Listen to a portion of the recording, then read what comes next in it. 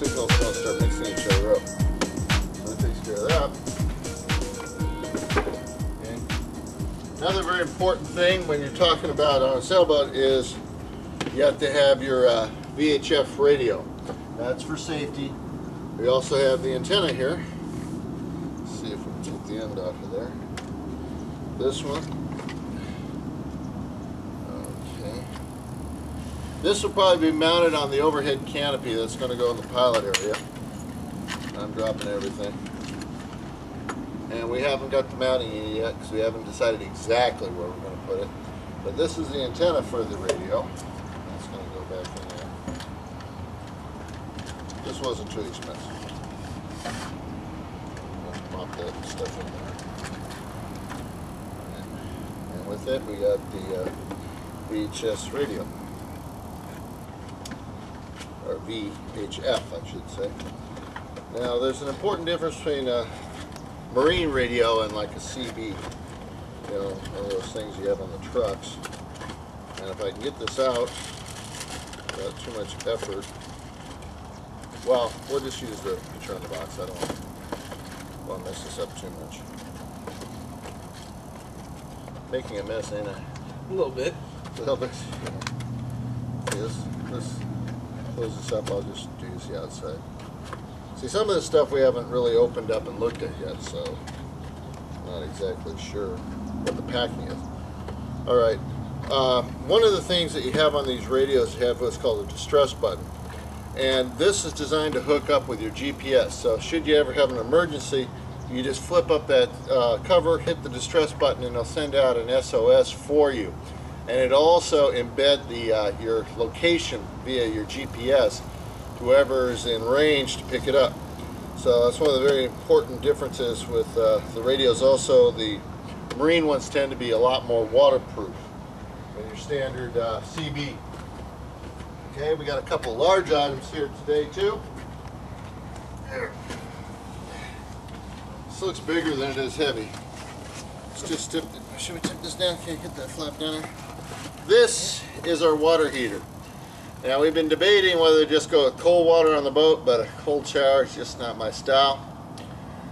Most water heaters are heat exchangers, which means they go through your diesel motor to heat the water, and we're not going to have a diesel motor. This one is different. This one has where it can be a heat exchange, or you can use electricity to heat the water. So we'll be capping off the heat exchange pipes because we're not using them. We'll just use it strictly as an electric heater. But it does draw a lot of amps. So when we do use it, we're going to have to turn it on, use it, and then when we're done, turn it off to save power. Notice it's not that big. 6 gallon, which is more than enough for most showers.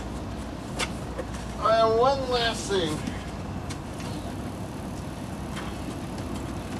Yes, we did finally get the radar unit. Now this, I want to show you what you get. You get a warranty, don't lose this. Part sheet, don't lose that either. So we got the cable, goes with it. Hold on to those. Yes, sir. Some of the connectors. Now most of these don't come with a mount where you put it, and we're going to have to order a mass mount, so keep that in mind if you get a radar unit. Now there's two types. One is just a regular radar unit you hook to a GPS unit that you have, and you have a standalone. This is a standalone, which is good because then if the GPS goes out, your radar doesn't go out. Cover up for that. This is considered a small radar unit, so keep this in mind when you're thinking about getting a radar. This is a small one, so you imagine how big the large ones are. This is going to have a special bracket that's going to go on the mast, and it's a dome type. They also have the bar type, but they can get pretty big, and we don't want to have too big of a mounting bracket. So this is the one we got. This one comes with its own receiver.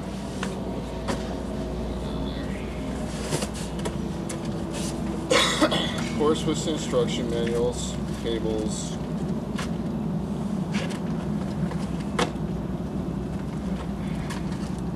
And this is the receiver. It's got the cover on it right now, and since I own the thing, I can open her up. Let's see what we're looking at here.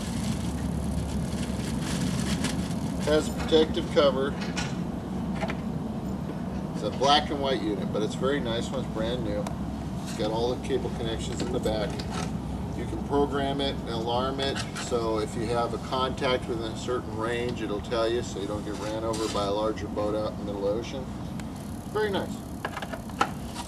Comes with a cover, keep it from getting messed up.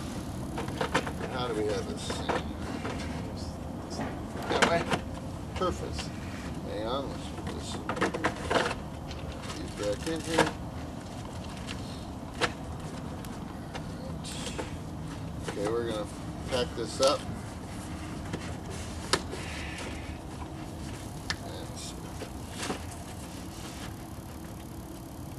Yep.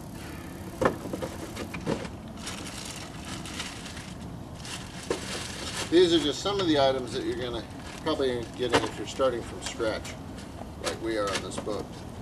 Oop, let me get this out there first. Okay. Now, one of the next things we're going to cover is the sails. On the sails, two of them we've seen. The main sail didn't impress me. It looked like it had a lot of repair work on it. We're going to take a closer look at that. We're going to have to unwrap the roller furling sail here, connect to the roller furling, the one that the main piece there bent. Let's see what kind of shape that's in. And we got a couple more sails also that they had sail bags. I don't know, they might be in pristine shape, never used. Then again, maybe not. Well, back to you in just a second. We pulled out the main sail that we had on board the boat. We have it in a pile right here. We're going to stretch it out and we're going to inspect it to see if it's repairable or if it needs to be replaced. I'm not too convinced that we're going to be keeping it, but we'll take a look at it. Now, the sail is rectangular, is triangular in shape. And you got the bottom of the sail, which is going to be called the foot, and you got the very top of the sail is going to be called the head. Now, the reason I got my two assistants here is it's pretty big, so we're going to kind of stretch it out so we can take a look at it. So let's see here. I think this is going to be the head. So if you could just kind of hold it right there. Okay. Now this part right here is the part that'd be against the mast. You can tell by these rider clips here that go up the mast. So this edge is the part that'd be straight up and down. Okay, let's stretch her out. Grab the foot there. Put on out. Come on. Oh, let's see there. Okay.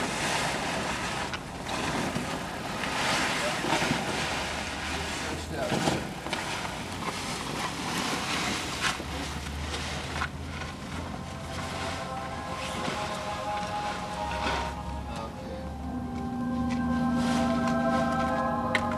Now, you also have in here, you have what's called these backs right here, the stiff parts.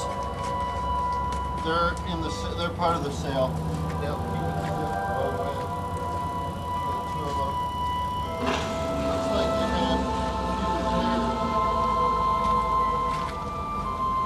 here, here.